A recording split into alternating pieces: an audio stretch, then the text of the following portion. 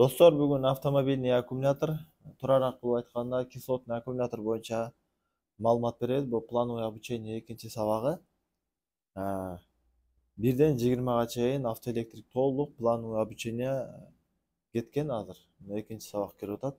Так, бизде тема аккумулятор. Аккумуляторда машиналарда кислотный аккумулятор деген көп колдонулат. Кислотный аккумулятор деген эмне десе, ал баягы жидкий кислота куюлган аккумуляторлар. Эми ал аккумулятордун мына что такое автомобильный кислотный аккумулятор дегенде негизи эле мына маалымат алам десеңиз Google'га киресиз, что такое автомобильный аккумулятор десеңиз, ошол сайттар өздөрүнүн маалыматтарын берет. Ошол сайттарга кирип жазма түрүндө толук маалымат алсаңар болот. Эми биз картинага киребиз, аккумулятордун ички көрүнүштөрү боюнча маалымат алып кетебиз. Эми аккумулятор деген эмне? Аккумулятор деген автоунааны эч нерсеге байланышы жок болуп турган мезгилде стартерга ток берип, машинанын негизги от алдыруучу, негизги электрониканы өзүнө камтып туруучу батарейка. Негизги аккумулятордун кызматы стартерди от алдырып берет. Анын экинчи кызматы генератор чыгарган токту нагрузка берип, стабилдештирип берет. Аккумулятордун түрлөрү аябай көп. Аккумулятордун түрлөрү, эми мындай айтканда, размерлери 40тан баштап 200ге чейин түрлөрү бар. Эми мен ошо жеңил унааларда 100ге чейин көргөм. Негизи грузовойлордо андан дагы чоң болуп кете берет. Эми аккумуляторлар көрүп турганыңардай, бул 60-тык аккумулятор, бул 70-тик аккумулятор. Мынакей бул 60-тык. Бул ушул идиштин көлөмү айтылат. Чоңдугу айтылат. Эми бул аккумулятор 90-дук аккумулятор. Эми көлөмүнө карап ушинтип размери айтылып кете берет. Эми туугандар, размери боюнча 40-тык, 60-тык, 80-дик дегенде бул мисал келтирсем бир 40 литр, 60 литр дегенде эле сөз. Алардын ичи окшош, бирок алардын көлөмү ар башка. Эми туугандар, аккумуляторлордун көрүнүшү боюнча эки типке бөлүнөт. Биринчи европейский, азиатский болуп. Европейский стиль деп коет. Бул европейский стиль. Европейский стилде туугандар, аккумулятордун клеммалары атайын бул жерде ямочка болот да, ямочкада турат. Бул биринчи белгиси. Экинчи белгиси, клеммалары толстой болот. Бул көбүнчө кайсы машиналарда кездешет? Немецкий машиналарда, мисалы Mercedes, BMW, Volkswagen, американский машиналарда мына ушундай аккумуляторда кездешет. Алар өзүнүн стили. Анан көбүнчө эле ремонт кылганга атайын пробкаларын коюп коюшат. Эми азиатский стиль дегенге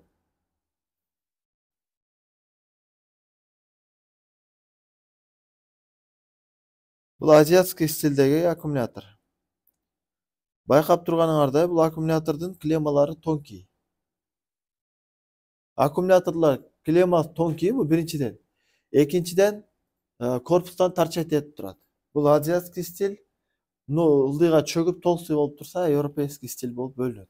Эми бул жерде азиатский машиналарга кайсылар кирет? Корея чыгарган автоунаалар, Япония чыгарган автоунаалар кирет. Ошол Азияда чыгарылган мамлекеттер көбүнчө ушул стилди колдонушат.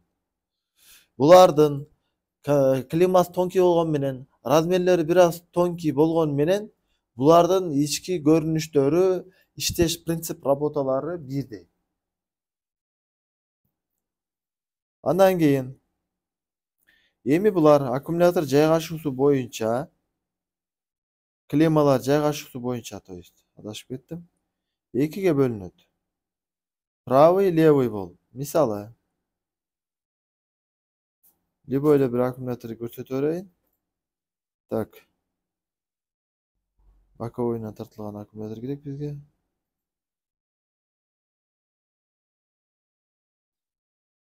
Мисалы, бул аккумуляторубуздун минусовой клеммасы солдо турат.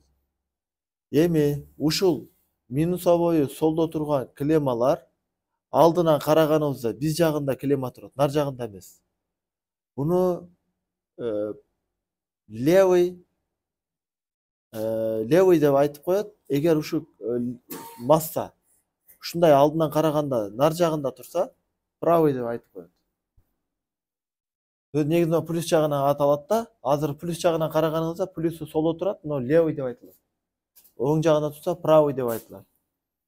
Бул дагы 60-тык болсо эле машинада ар машинада правый левый боло берет. Эмне үчүн десе, качан аккумулятор под капот турганда ошол жердеги капотту көтөргөн темирлерге клеммалар тийип калбаш үчүн атайын клеммалар нар жагына берки жагына алып өтүлөт да. Эми ошол машинанын жаралуусуна карап клемма аккумулятор тандалат. Аккумулятор правый левый деп бөлүнөт экиге. Мисалы правый аккумуляторго левыйды салып койсоңуз, сиздин клеммаларыңыз жетпей калышы мүмкүн. Маани бериш керек. Сатып алып атканда боло берет кылбай, завод тандаганы тандасаңыз, ал безопасный вариант болот. Клеммалар да тартылып калбайт. Андан кийин аккумуляторду кантип сактайбыз? Аккумулятор дайым катып туруш керек. Аккумулятор каткан абалда туруш керек. Эгер аккумулятор катырылбаган болсо, көтөрүлүп түшкөндө ичи закажейт. Андан кийин аккумулятордун канча убакытка иштейт? Аккумулятордун завод берген гарантиясы 3 жылдан 5 жылга чейин болот. Аккумулятордун негизи 5 жылдан көп дагы иштеши мүмкүн. Бирок аккумулятор, мисалы азыркы учурдагы аккумуляторлор, мына мисалы бир японский аккумулятор көрсөтүп берейин. Японский аккумулятордан көрсөтүп берейин. Так. Мына мисалы, мына японский аккумуляторда байкаңыздар, үстүндө крышка жок. Буга кислота куюлбайт. Демек, бунун ичиндеги кислота, то есть электронит, ошо куюлган жидкость 3 жылдан 5 жылга чейин иштегенде анын көлөмү азаят дагы, ичиндеги электроддор ачылып, замыкание берет. Ошон үчүн да завод 3 жылдан 5 жылга чейин гарантия берет. Андан кийин иштетүү опасный. Аккумулятордун жарылып кетишине алып келет. Эми ошол ичиги көрүнүшүн айтайын. Составтарын. Эми аккумулятордун гарантиясы эмне үчүн 3 жыл 5 жылга чейин айттым, опасный болуп калат, жарылып кетиши мүмкүн. Эми бул жерде бул аккумулятор боюнча түшүндүрөйүн. Бул ичинде турганына 1, 2, 3, 4, 5, 6 болот мисалы. Керекеле 7 болот, 8 болуп кете берет. Ал ошол аккумулятордун чоңдугуна карап көбөйө берет. Ушул ичинде турган электроддор, плюсовой жана минусовой электроддор. Ошол ортосунда бөлүп турган сепаратор. Плюс менен минусту бири-бирине тийгизбей турган, сууда эрибей турган, күкүрт кислотасында эрибей турган, реакция бербей турган жана тогот көрбөй турган материал. Сепаратор деген кагаз турат. Ошол сепаратор 3 жылдан 5 жылга чейин өзү чирийт. Андан кийин чиригенден кийин тогот көрүп салат. Мына биринчи эле биз кислота деп атканыбыз, мына жашыл болуп турган уровень кислота, ошонун деңгээли ушул электроддун боюнан 15-20 мм чейин жогору болуп турат. Көмүп турат мындай айтканда электроддорду. Эми ошол жыл өткөн сайын иштегенде ушул кислотанын уровени түшөт. Канчалык кислотанын уровени түшкөн сайын бунун заряд кармоосу, чыңалуусу ошончалык түшөт. Кайсыл жерде электронит жидкий бар болсо, ошол жерде гана ток процесси жүрөт. Кайсыл жерде кислота калбаган болсо, ал жерлер кызыйт дагы, сепараторду күйгүзөт. Электроддор бири-бирине короткий замкание болот дагы. Короткий замкание болгон жерде электроддор плюсовой, минусовойлор жарылып кетишине алып келет. Эми анын ичиндеги ошол уровень аз болсо дагы бар кислота адамдын өмүрүнө өтө коркунучтуу.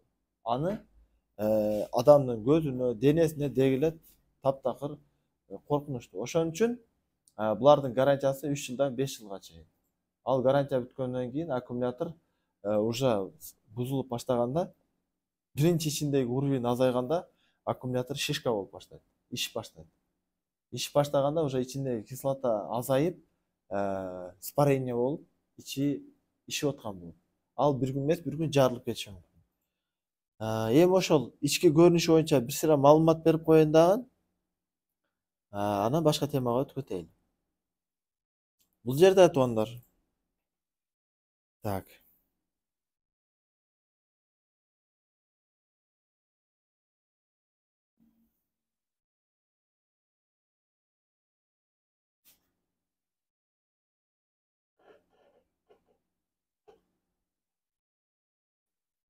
Туугандар, көрүп турган нерсеңер аккумулятордун ички көрүнүшү. Эми бул жерде мынагы толук чогулган мезгилинде турат. Блок пластин. Бул готовый. Ушул блок пластинада эки электрод турат. Левый электроддор, правый электроддор. Левый электроддордо мындай электрод деген коргошунду мындай сетка абалында куюлуп, ушул сеткага кызыганда үзүлүп калбашы үчүн сыртына атайын каптама куюлат. Ошол каптама куюлганы мына ушул болот. Ушул нерсе минусовой электроддордо болот, ал эми плюсовой электроддордо мындай көрүнүштө болот. Эми минусовой эмнеге мындай, плюсовой эмнеге мындай? Дайым бардык эле токтордо минусовой кызыйт, минусовой үзүлүп калбаш үчүн минусовойго ушундай каптама болот. Плюсовойдо буларга замкания бербеш үчүн атайын мына сепаратор деп коет. Мына сары болуп турган бул сепаратор. Сепаратор бул баягы айтып кеткен эле бумажный нерсе болот дагы. Металы бул биз баягы шифер, стекловата деген эле баягы текстилден жасалган, бирок жидкий абалда болот. То есть кыймылдайт кагазга окшоп. Жана ток өткөрбөй турган сыфаты бар, сууга, күкүрт кислотасына эрибейт. Ошол атайын ушунун ичине жайгаштырылат. Мисалы мынакей плюсовой пластиналар оролот. Мына бул жерде канча минусовой пластина турган болсо, бул чогулган абалы, булар чачылган абалы. Ушул эле чогултулат. Мындай айтканда, бул жерде сол жагында караңыздар. Мына минусовой пластиналар и ошондой эле плюсовой пластиналар болот мындай. Ошонун арасында эле, ошонун ар бирине сепаратор оролуп, бири-бирине мындай шахмат болуп киргизилет. Ошол киргизилген электроддор ошол кислота куюлган мезгилде, мына кислота куюлуп турат, мисалы уровень толтурулуп. Эми бул жактан напряжение бергенде, ошол токтун келүүсү бул химия менен ошол электроддорго келген токтун электрондук химический реакциясы жүрөт дагы.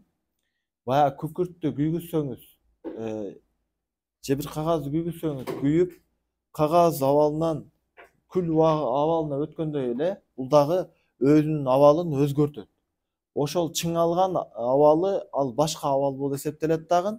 Машинанын аккумулятору отургандагы абалы башка абал болот.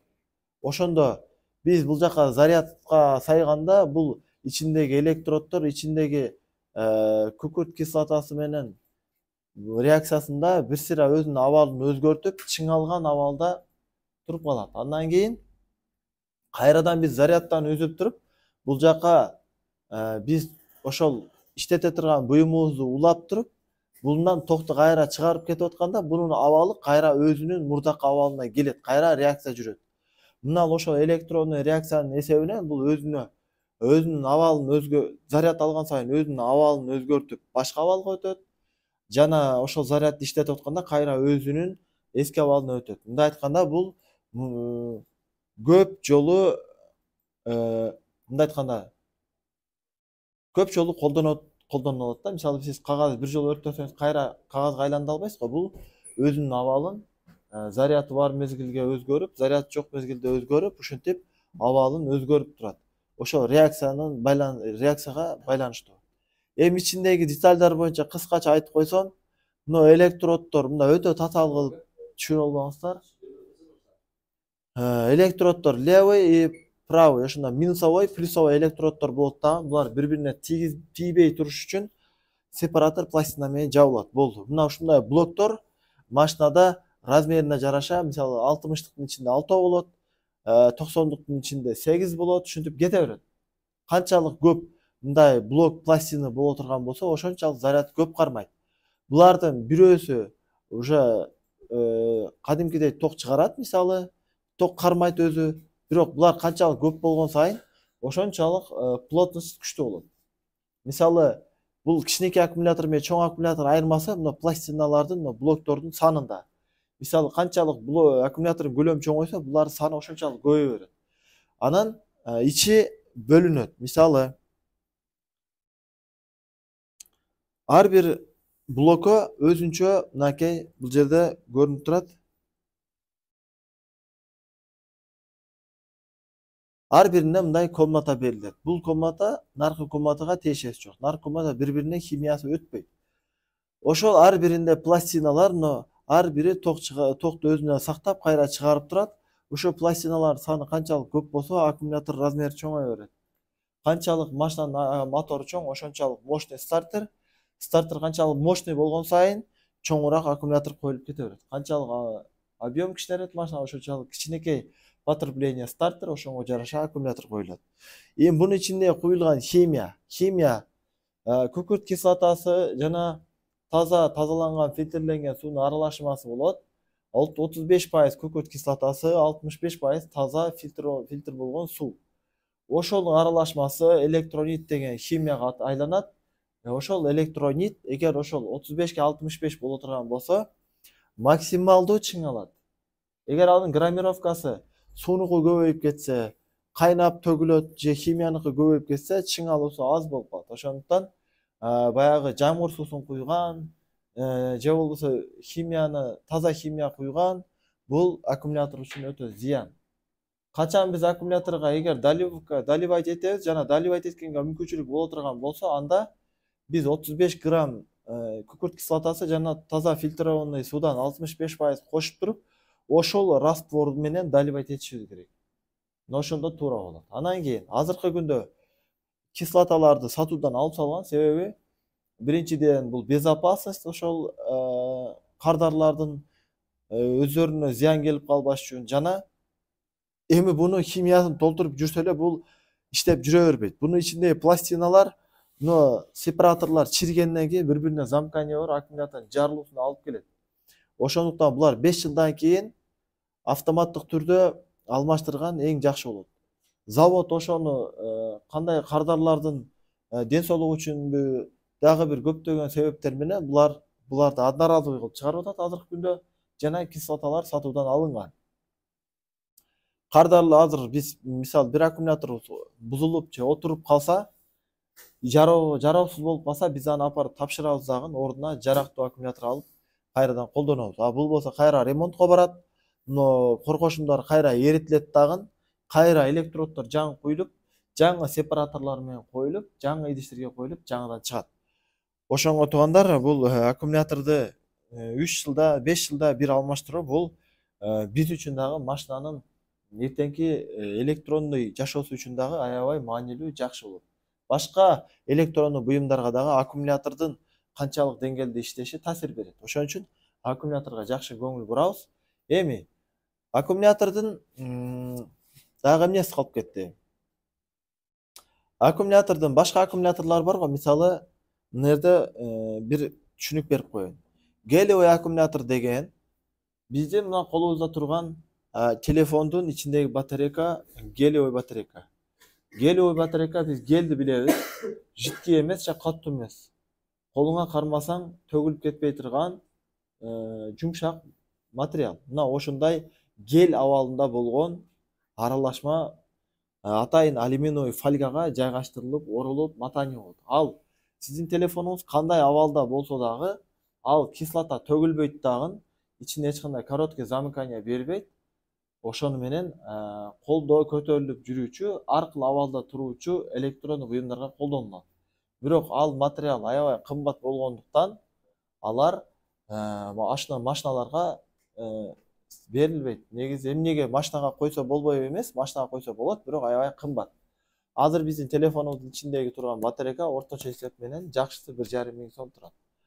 Сиз эгер ушу кичинекей батарейка 1,5 миң болсо, ушундай чоң автоунаага тиешелүү батарейка жасаш үчүн 20 миңден баасы ашып кетиши мүмкүн. Ошондуктан сатууда бизде анчалык дагы өрчөгөн эмес. Мынакей жөнөкөй кислотный аккумулятор, гелиевый аккумулятор. Гелиевый аккумуляторда ушундай батарейканын ичинде болуп, ушу батарейканын ичинде рулон сымал болот. Жана бул аккумуляторду жаткызып дагы каалаган абалда иштете аласыз. Бул аккумуляторлор зарядты жакшы кармайт. Кислотныйга караганда 10 эсе катуу жакшы өзүнө сактай алат. Биринчиден, андан кийин жаткан кандай абалда болсо дагы иштей берет. Кислотный аккумулятор ушул үстүңкү клемма жагы түз турган абалда гана иштейт. Дагы бир айырмасы, кислотный аккумулятор 40%дан ылдыйга түшүп кеткенден кийин кайра заряд албайт. Аны атайын аппаратка улап жандандырыш керек. Гелиевый аккумулятор 0 чейин отуруп туруп кайрадан заряд ала берет. Гелиевый аккумуляторлор автоунаага аз колдонулат, аябай кымбат. Биз кислотный аккумулятор колдонобуз. Айырмасын айттым. Андан кийин дагы эмнелер болуп кетти? Негизи туугандар, аккумулятор боюнча маалымат аябай көп. Аны бөлүшө турган болсо сааттап убакыт кетет. Мен ошол өзүбүздүн ишибизге керектүү болгон маалыматтарды беришке аракет кылдым. Негизи эле машинанын аккумуляторуна жакшы көңүл буруш керек. Эмне үчүн десеңер туугандар, машинанын аккумулятору машинада негизги роль ойноп берет. Машинаңызды эртең менен оталдырып берген, генератордон чыккан токторду стабилдештирип, нормалдуу электрониканын жетишин камсыздайт. Эгерде сиздин аккумуляторуңуз жакшы болбосо, зарядтын көбөйүп кетиши мүмкүн, же болбосо стартарды айландырып атканда емкость түшүп кетиши мүмкүн дагы. Сиздин машинаңыздагы электрондуу буюмдар закка жейт. Мисалы, мына компьютер, машинанын мазгиси, ал 12 вольтко программа болгондуктан, анын ичиндеги электрондуу буюмдар 12 вольттон емкость түшүп кетсе, анын күйүп калуусуна алып келет. Же болбосо 14,5-дан көбөйүп кетиши дагы күйүп калышына алып келет. Ошон үчүн аккумуляторго мындай серьезный көңүл буруп караш керек. Ал бузулабы, бузулбайбы апарып текшертип, 2-3 жылда бир, 5 жылда бир алмаштырып туруу керек. Ал жарылып кетпесе дагы сиздин ичиндеги электрониканы, мисалы стартер, генератор, дагы бир нерселерди бузуп туруп, анан кийин айла жок баары бир алмаштырасыз. Бирок бул жакта сизге дагы кошумча расходдор көбөйүп кетет. Ошондуктан машинаны аккумуляторчасына жакшылап көңүл буруп коет туугандар. Баарыңарга ассаламу алейкум.